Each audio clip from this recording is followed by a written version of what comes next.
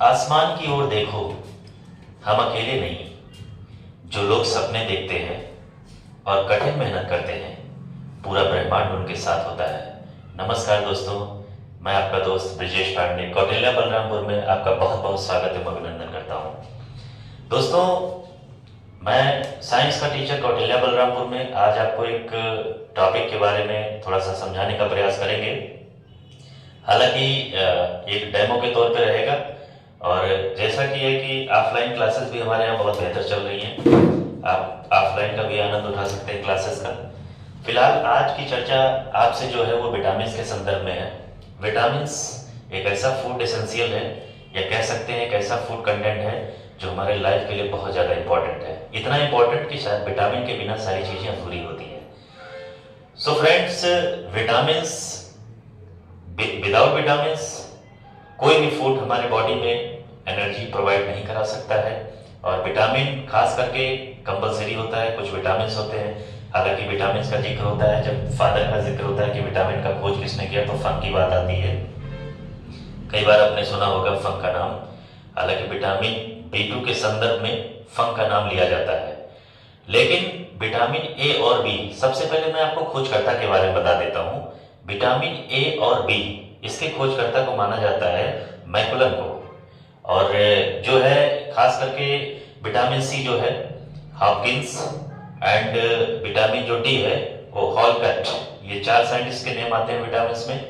और vitamin basically दो प्रकार के होते हैं, एक होता है जल में घुलनशील और दूसरा होता है वसा में घुलनशील। तो फ्रेंड्स, जल में घुलनशील जो विटामिन है वो बेसिकली D और C हैं, और वसा में देखा जाए तो 4 विटामिन हैं, जिसको हम शॉर्ट फॉर्म में डे का भी कह सकते हैं, DEKA।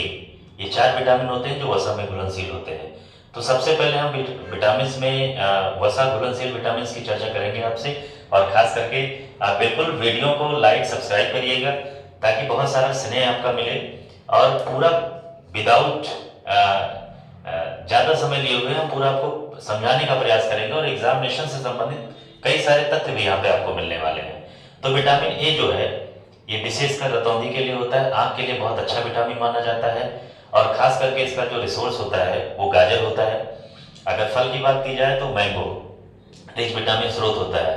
अरे वही मैंगो ना जो अपने यूपी का जो है राजकीय फल भी है और राष्ट्रीय फल भी है एक तरह से।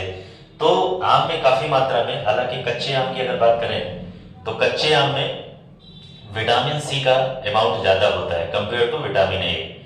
देन विटामिन ए जो है रतौंधी के लिए रिस्पॉन्सिबल, हमने आपको बताया ही। खास करके हमारे आंख में एक सेल होता है जिसको हम लोग कोन सेल कहते हैं। दिन में देखने के लिए वही सेल रिस्पॉन्सिबल होता है। तो कोन सेल में, कोन सेल के ग्रेडियंट के तौर पे अगर देखा जाए तो विटामिन ए जो रिसोर्सेज हमने आपको बताया उन्हीं से हमको प्राप्त होता है। अब इसमें जो है विटामिन ए से संबंधित हमने आपको बीमारी बता दी है और खास करके स्रोत बता दिए। अब हम बात करते हैं विटामिन डी की।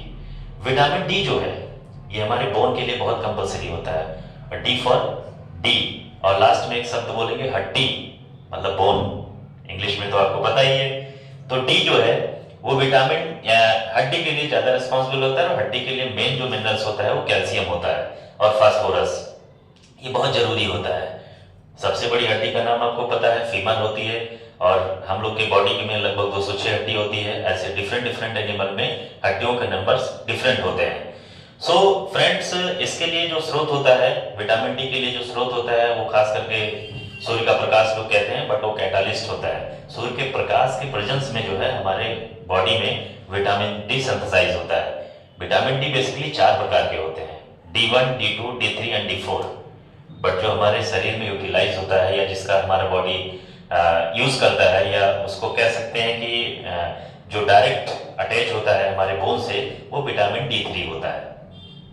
तो बात ये आती है कि सूर्य से विटामिन डी हमको मिलता है। सूर्य से विटामिन डी आपको कैसे मिलता है, किन किरणों से? सूर्य में आपको पता है 7 प्रकार के बेसिकली प्रकाश होते हैं, 7 किरणें निकलती हैं। लेकिन एक 8वां कलर होता है जिसको शायद हम लोग कुछ अलग तरीके से पढ़ते हैं, जिसको हम लोग अल्ट्रावायलेट कहते हैं। लेकिन दोस्तों, अगर मैं आपको अल्ट्रावायलेट बता रहा हूँ कि विटामिन डी प्रोवाइड कराएगा, तो आप कहेंगे सर ये तो गलत है। लेकिन गलत नहीं है। हमको ये भी जानना चाहिए कि अल्ट्रावायलेट जो रेज होती हैं वो बेसिकली 3 प्रकार की होती हैं। अल्ट्रावायलेट ए, बी एंड सी। तो ए वाली जो होती है वो हमारे अर्थ पर पहुंच पाती है और उसको देखने का कार्य जो है मधुमक्खी करती है। मधुमक्खी को फील होता है, एहसास होता है, और वही जो अल्ट्रावायलेट ए है वो हमारे शरीर में विटामिन डी बनाने का काम करता है। तो फिलहाल अब इससे संबंधित और सी और बी जो है अल्ट्रावायलेट, ये बेसिकली कैंसर के लिए रिस्पॉन्सिबल होती है। तो इनका प्रोटेक्शन जो होता है वो ओजोन लेयर के द्वारा हो जाता है, वो हमारे अर्थ तक नहीं पहुंच पाती है। तो इसके बाद हम अगले विटामिन की बात करेंगे। इसमें जो है खास करके एक और चीज तथ्य जान लीजिए, विटामिन डी में जो है खास करके देखा जाता है तो रिकेट्स हो जाता है, बच्चों में रिकेट्स होता है, और ऑस्टियोपोरोसिस या ऑस्टियोमलेशिया जो होता है वो खास करके किशोरावस्था में हो जाता है। किशोरावस्था में खास करके हड्डी में लचीलापन हो जाता है। अगर ऐसा व्यक्ति कोई बोझ उठाने का प्रयास करता है तो फिलहाल उसके शरीर पर वजन आता है और हड्डी के टूटने का खतरा भी रहता है। तो ये सारे लक्षण होते हैं। इनका स्रोत जो है बहुत सारे स्रोत हैं, खास करके मिल्क और जो है पनीर, ये सब मिल्क से जो प्रोडक्ट बनते हैं वो भी कहीं ना कहीं विटामिन डी के स्रोत होते हैं। तो फिलहाल हम अगले विटामिन की चर्चा आपसे करेंगे, विटामिन ई है, और इसके संदर्भ में इसको कहा जाता है ब्यूटी विटामिन। एक तरह से ब्यूटी विटामिन हमारे सुंदरता के विटामिन है। हमारे शरीर में न्यू सेल्स का फॉर्मेशन विटामिन ई के द्वारा होता है। इसका साइंटिफिक नेम, वैज्ञानिक नेम अगर देखा जाए तो इसका होता है टोकोफेरॉल। हालांकि कई विटामिन का मैंने आपको नाम नहीं बताया है, ए का भी जान लीजिए, रेटिनॉल होता है, और डी का जो मैंने इससे पहले बताया है उसका होता है कैल्सीफेरॉल। अभी हम आपसे टोकोफेरॉल की बात कर रहे हैं। तो टोकोफेरॉल में जो है विटामिन ई, इसका स्रोत जो होता है वो अंकुरित, जितनी अनाज वाली चीजें होती है जो अंकुरित होती हैं उनसे हमको ये विटामिन ई प्राप्त होता है। नए सेल का जब फॉर्मेशन होगा तो नए नए सेल बार बार हमारे शरीर में जुड़ते रहेंगे और कहीं ना कहीं ब्यूटी का इंडिकेशन होता है एक तरह से।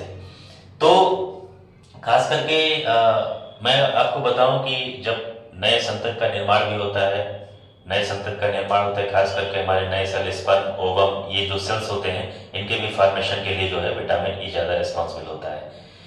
तो दोस्तों इसके बाद जो है विटामिन के की बात करेंगे, जिसका वैज्ञानिक नेम आपको पता है, नेप्थोक्विनोन, और ये हमारे ब्लड से रिलेटेड विटामिन होता है। इसमें खास करके इसका जो स्रोत होता है वो धनिया होता है, और धनिया तो हर सीजन में मिल जाता है। एक सीजन में तो हम पत्ती वाली धनिया खाते हैं और बाकी सीजन में तो हम मसाले के रूप में खाते हैं।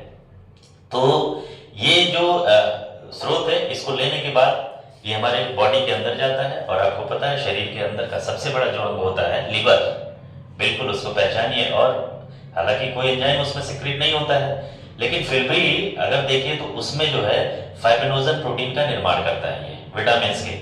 तो विटामिन के से फाइब्रिनोजन प्रोटीन का निर्माण जब हो जाएगा और लीवर में स्टोर हो जाएगा तो देन ये ब्लड के थ्रू जाता रहेगा। अगर बॉडी, शरीर में किसी जगह कहीं भी कोई इंजर्ट हो जाता है तो उस जगह पर फाइब्रिनोजन प्रोटीन, जब ब्लड क्लॉटिंग की प्रक्रिया होती है तो उस दौरान ये सारे कंटेंट, जितने ब्लड क्लॉटिंग इक्विपमेंट होते हैं या सेल्स होते हैं, या खास करके सेल्स में प्लेटलेट्स की बात की जाती है और तत्व की बात की जाती है तो कैल्शियम हो जाता है, ये सब मिल करके ब्लड को क्लॉट कराते हैं, जहां से प्रोटेक्ट हो जाता है, वो लेयर प्रोटेक्टिंग लेयर बन जाता है और इससे काफी सुरक्षा होती है। तो फिलहाल हम ऐसे ही शॉर्ट वीडियो के साथ आपके साथ उपस्थित होते रहेंगे साइंस में, और कहीं मत जाइएगा, क्योंकि मैं आपको बताऊं ऑनलाइन आप क्लास जरूर करते हैं, बिल्कुल करिए, कोई दिक्कत नहीं है। लेकिन कौटिल्य बलरामपुर जो संस्था देवपाटन मंडल में निरंतर काफी अग्रेसिव, मतलब काफी आगे जाती हुई आपको विश्वास है, और मैं भी एक बार आंकड़ा देख रहा था तो इस बार हम लोगों ने लगभग 3000 से ऊपर सिलेक्शन दिए हैं। आप समझ लीजिए कि 3000, कुछ बच्चे ऑनलाइन कुछ ऑफलाइन भी कौटिल्य बलरामपुर से जुड़े थे, तो बच्चों का सिलेक्शन में कौटिल्य का काफी अहम रोल रहा।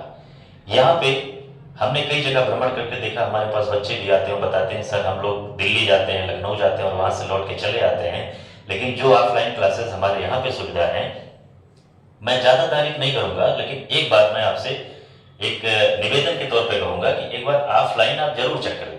पढ़ना ना पढ़ना वो आपके ऊपर है, लेकिन एक बार आपको चेक करना चाहिए कि अगर सर कह रहे हैं तो हो सकता है उसमें कुछ सच्चाई हो। तो हम उम्मीद करते हैं कि कौटिल्य बलरामपुर से आप लोग जुड़ेंगे और हमेशा कौटिल्य बलरामपुर आपके भविष्य के लिए ऐसे ऐसे प्रयास करते रहेंगे। बहुत बहुत धन्यवाद।